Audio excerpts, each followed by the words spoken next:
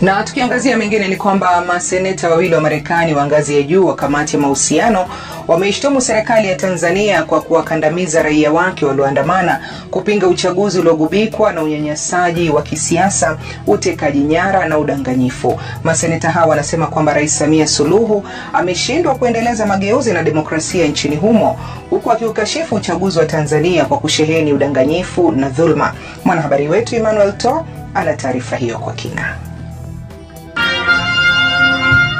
Kwenye taarifa ya pamoja, Jean Shaheen na Jim Risch ambaye ni mwenyekiti wa kamati ya masuala ya kigeni wamesema kuwa uchaguzi uliofanyika nchini Tanzania ulikumbwa na ukandamizaji wa kisiasa, utekaji nyara na hadaa zilizotekelezwa na serikali.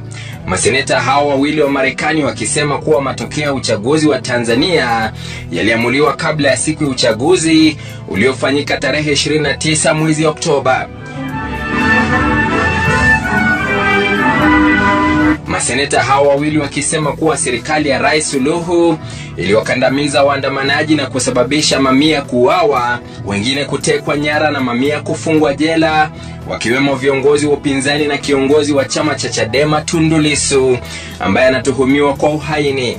Kwa mujibu wa maseneta hao, chama tawala cha Tanzania CCM ambacho kilikuwa chama cha ukombozi sasa kimegeuka cha udhalimu, jambo ambalo wanasema linahatarisha ukanda wa Afrika Mashariki na kushinikiza serikali ya Marekani kuangalia upya uhusiano wake na Tanzania kutokana na kudorora kwa demokrasia nchini humo.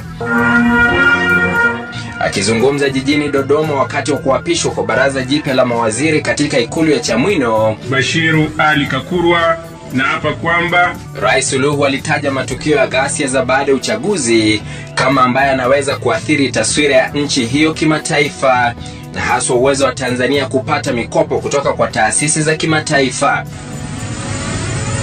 Suluhu alimjumuisha mwanawe Wanu Hafidh Amir kama naibu waziri mpya wa elimu, sayansi na teknolojia, mikia kwa moyo wangu wote, na kwamba huku mkaza mwanawe Mohamed Mchengerwa akipewa wadhifa wa waziri wa afya. Mwanawe rais wa zamani Jakaya Kikwete, Ridhiwani Jakaya Kikwete, alipewa usukani wa waziri wa utumishi wa umma na uongozi bora katika afisi ya rais. Na kuitetea licha ya Rais Suluhu kutoa rai za maridhiano bungeni, hakuna mazungumzo yoyote ya kuashiria hayo ambayo yamefanyika hadi sasa. Matukio ya hivi karibuni yameathiri msingi wa uaminifu wa kimataifa kwa Tanzania. Rasilimali zetu ni chache. Kama mnavyojua, mara nyingi tunategemea kupata kutoka nje, mikopo kutoka kwa taasisi mbalimbali za kimataifa, mabenki ya kimataifa.